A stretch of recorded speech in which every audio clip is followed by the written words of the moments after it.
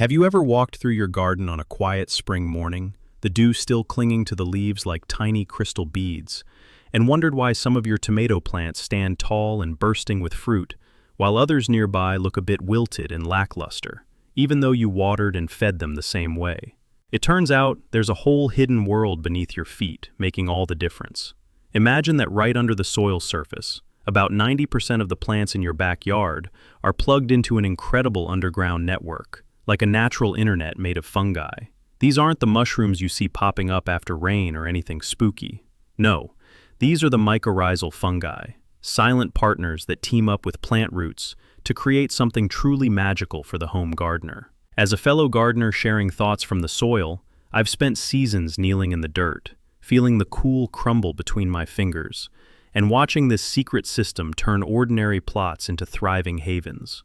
And today, I'm excited to pull back the curtain so you can invite it into your own space too. Let me share a little story from my own patch of earth that might feel familiar to anyone tending a cottage-style border or a homestead veggie bed. A few seasons back, I was struggling with my raised beds during a particularly dry summer here in a temperate zone, much like many across the Midwest or Northern Europe. The soil felt crumbly and lifeless in spots, cracking like old parchment under the sun, and my peppers and strawberries were just not delivering the harvest I dreamed of. Fruits small, flavors muted, vines looking tired by July. Then I started learning about these fungi and decided to give them a chance instead of reaching for another bag of quick-fix fertilizer. It was like flipping a switch in the garden's heartbeat. The plants perked up almost overnight, their leaves turning a deeper, almost velvety green, and the fruits came on stronger, sweeter, juicier than ever. It felt like the garden was working with me instead of me fighting against it, and that shift has stayed with me through every planting since.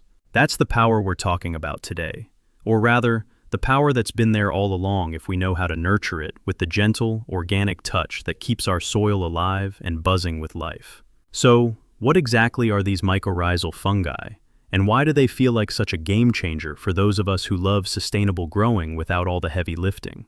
Think of them as friendly fungi that form a symbiotic relationship with the roots of most plants you cherish in your backyard. It's a beautiful win-win partnership where the plant offers up some sugars from its photosynthesis feast, and in return, the fungi help the plant grab more water and nutrients from the soil, far beyond what those roots could reach on their own. There are a couple of main types to keep in mind for us practical gardeners who mix veggies, fruits, and flowers in the same beds.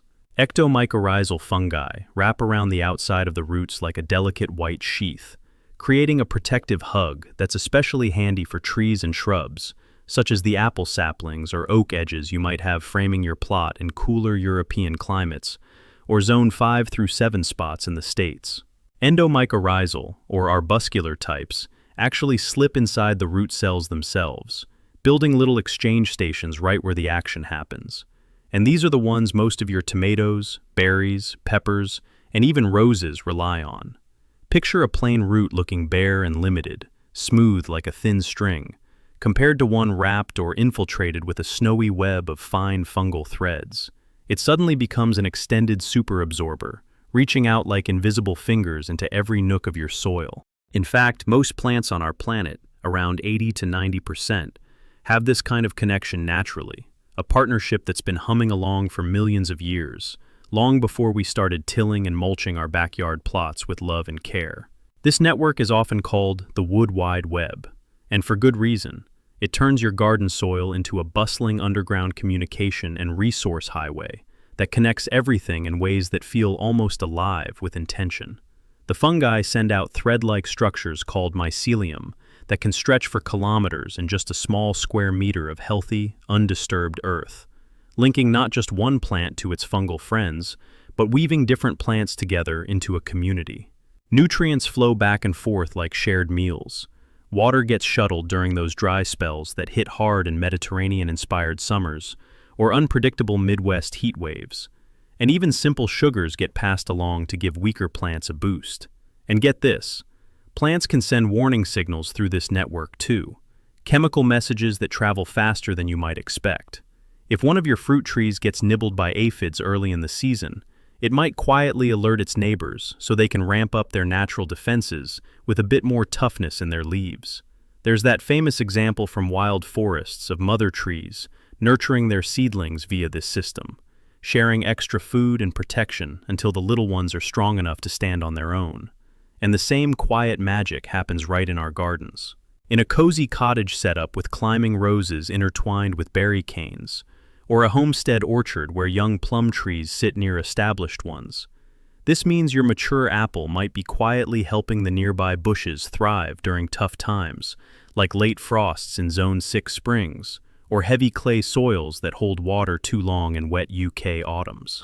Picture it in your mind after a gentle rain. The soil smells earthy and rich, almost sweet, with that deep, loamy aroma that tells you the mycelium is hard at work, breaking things down and cycling life. Without them, your plants are like trying to sip through a tiny straw in a vast desert. With them, it's like they've got an entire extended family of roots boosted by miles of extra reach, turning potential struggle into steady abundance.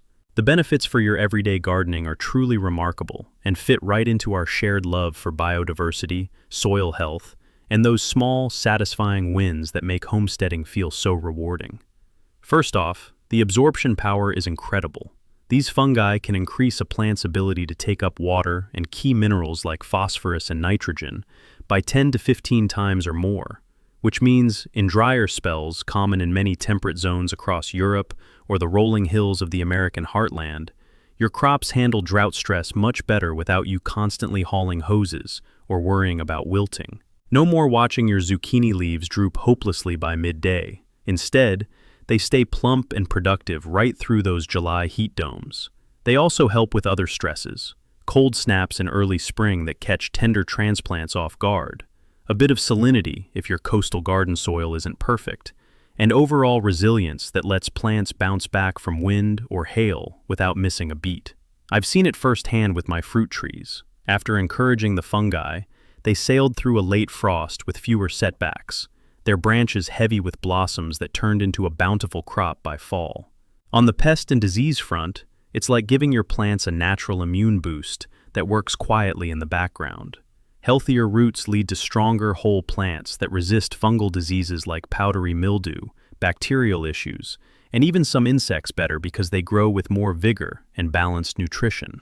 You won't need to spray as much or reach for harsh chemicals, keeping your garden a safe haven for bees, butterflies, and the birds that visit for those ripe berries.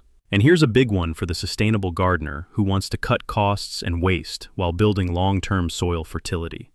You can slash your need for chemical fertilizers by half or even more, sometimes up to 70%, because the fungi do the heavy lifting, pulling what the plant needs straight from the organic matter already in the ground. This keeps your soil biology thriving instead of shocking it with synthetic jolts, and your wallet stays happier too. Plus, the produce often tastes better. Tomatoes with a deeper, sun-kissed flavor that bursts on the tongue. Strawberries that are juicier and more aromatic. Eggplants that cook up richer in your summer ratatouille. It's that biodiversity at work, creating a balanced ecosystem right in your raised beds or flower borders, where worms wiggle freely and microbes hum along in harmony. Let me paint a vivid before and after for you from one of my own beds that might spark an idea for yours. Before inviting the fungi, my tomato vines were okay, but nothing special. Fruits a bit bland and prone to cracking, or blossom end rot in those humid summers we get in variable climates, plants needing constant feeding to stay upright. After building up the mycorrhizal connections with careful planting and mulch layers, those same heirloom varieties produced clusters of vibrant, sweet orbs that my family couldn't get enough of, vines sprawling vigorously without extra fuss.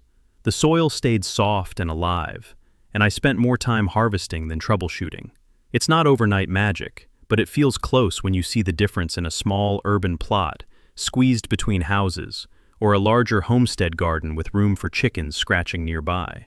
Now, how do you bring this wonder into your own garden without turning it into a complicated science project? It's more straightforward than you might think, and it slots perfectly into organic, no-dig practices that preserve the earth instead of tearing it up. One of the easiest entry points is using a quality mycorrhizal inoculant, those products packed with spores and bits of the fungi, usually in powder, granule, or liquid form you can find at most garden centers, or through simple online orders aimed at home growers.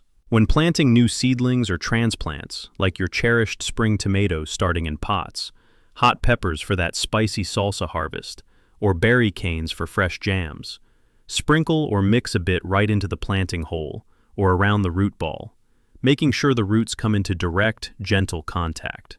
A teaspoon per small veggie plant does the trick, or a generous handful for a young fruit tree you're tucking into the ground. For established beds where you're adding companions, you can top dress carefully around the base and water it in during cooler parts of the day so it settles nicely without washing away. The key is timing it at planting or transplanting when the roots are eager and ready to shake hands with their new partners. But you don't have to rely on buying something every single season. You can encourage and multiply these fungi naturally right there in your space, building a self-sustaining web that grows stronger year after year. Avoid anything that harms them, like broad-spectrum fungicides or excessive tilling that chops up those delicate mycelium threads like cutting phone lines. Instead, focus on building healthy soil with plenty of organic matter.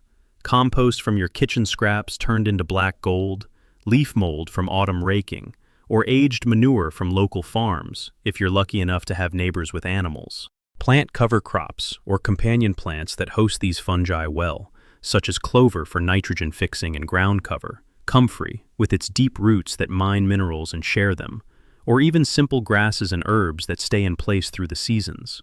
These act as living bridges, keeping the network active year-round, so it's ready when you sow your annuals. In European gardens with cooler, damper winters, leaving some perennials and their roots undisturbed helps maintain the web through the off-season. And come spring thaw in zones 5 to 8, your new plantings plug straight into an already lively system. For U.S. growers facing variable weather from the Pacific Northwest rains to the drier plains, layering straw mulch or wood chips on top protects the surface while the fungi work below, holding moisture like a natural sponge. Certain plants in your veggie patch and orchard benefit tremendously, making them perfect starting points if you're easing into this. Nightshades like tomatoes, eggplants, and chilies absolutely love the boost, producing heavier clusters with fewer issues in humid summers. Strawberries and other small fruits respond beautifully, giving higher yields of berries that hold their shape better for freezing or preserving. Fruit trees, apples, plums, cherries, form strong ectomycorrhizal ties that help them weather windstorms or nutrient-poor spots. Root crops, such as carrots and potatoes, join in happily, and many ornamentals in the cottage border, from lavender to peonies, thrive with the extra support for those showy blooms. Even your climbing roses and fragrant herbs can tap into the network for sturdier stems and more vibrant colors. In warmer parts of the southern U.S. or Mediterranean climates across Europe with intense summer heat, watch for those peak drought periods and see how the fungi help with moisture retention, keeping everything green without constant irrigation. Pair them with companions like marigolds or basil for pest control, and you've got a layered system that's resilient and beautiful. Of course, there are common pitfalls to watch out for, so you don't accidentally undo your good work. And learning from them is part of the joyful journey in any garden. Overdoing synthetic fertilizers, especially those high in phosphorus, can actually signal the fungi that their services aren't needed anymore, so the partnership fades like a forgotten friendship. The plant stops offering sugars, and the web weakens over time. Stick to organic amendments instead. Compost teas brewed from your own pile, worm castings scattered lightly, or well-rotted manure applied thoughtfully in early spring. Another mistake is disturbing the soil too much with deep digging or rototilling. If you love no-dig gardening like many of us do for its ease and earthworm appeal, you're already ahead of the game. Mulching with straw, leaves, or shredded bark helps keep the surface moist and protected for the mycelium below. And in fall, instead of clearing everything out for a tidy look, leave some stems and roots to decay naturally, feeding the underground crew through winter and prepping for next year's surge. In clay-heavy soils common in parts of the UK or the Ohio River Valley, these fungi gradually improve structure by excreting glues that bind particles, while in sandy patches along coastal areas, they boost water and nutrient holding, like adding invisible reservoirs. Let's talk seasons, because timing and adaptations make all the difference for gardeners facing everything from frosty mornings in Scotland to scorching afternoons in Zone 7 Virginia. In Northern Europe or New England with its short growing window, Start inoculating in early spring, as the ground thaws and soil temps hit around 50 degrees. Perfect for those cool weather starts like peas or lettuce that transition into summer crops. For Mediterranean or Pacific Northwest areas with wet winters and dry summers, ensure good drainage in your beds so the fungi don't drown in puddles, perhaps raising them slightly with wooden frames or adding grit to mixes. Summer droughts in central U.S. states or southern France? The boosted water uptake from mycorrhiza can be a lifesaver for your container gardens on patios or in-ground plots where space is tight, letting you water less while harvest stays steady. Even in clay-heavy or compacted soils, give it a full season to see improvements, and combine with gentle aeration using a garden fork poked in without turning the earth. If you're troubleshooting and your inoculant doesn't seem to kick in right away, check if the soil pH is way off. Most fungi prefer slightly acidic to neutral, around 6 to 7 for optimal work. Or maybe the area was previously treated with chemicals from past owners. Give it time, keep adding organic layers, and test by gently digging around a plant after a month or two to look for those fine white threads weaving through. Not every plant forms these associations. Brassicas like cabbage, broccoli, and kale are the main exceptions.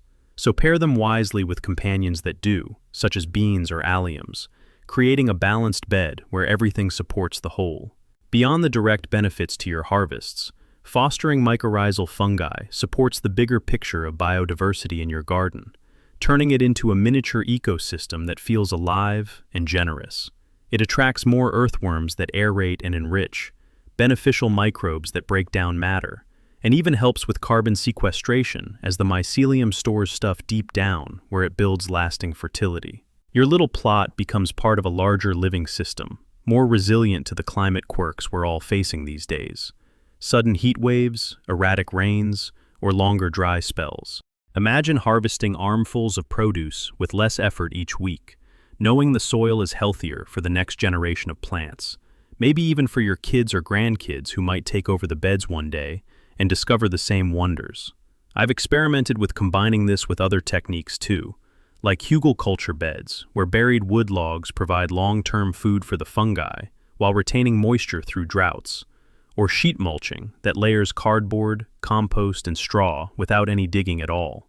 Comfrey tea as a mild feed doesn't harm the network and adds minerals gently, while biochar mixed in sparingly can offer homes for microbes to team up with the mycelium. It's all interconnected, just like that underground web, creating layers of support that make gardening feel less like a chore and more like a conversation with the earth.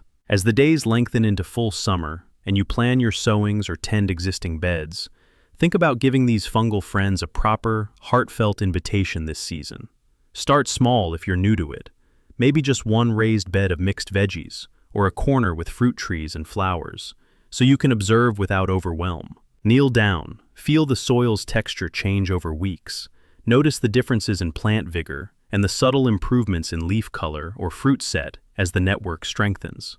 The garden teaches patience through every season, and this is one lesson that pays off richly, with fewer frustrations and more of those joyful moments when you bite into a homegrown tomato still warm from the vine. There's a quiet satisfaction in working with nature's designs instead of against them, stepping back to let the underground internet do what it does best while you enjoy the surface beauty. These mycorrhizal partners remind us that the most powerful tools in gardening often can't be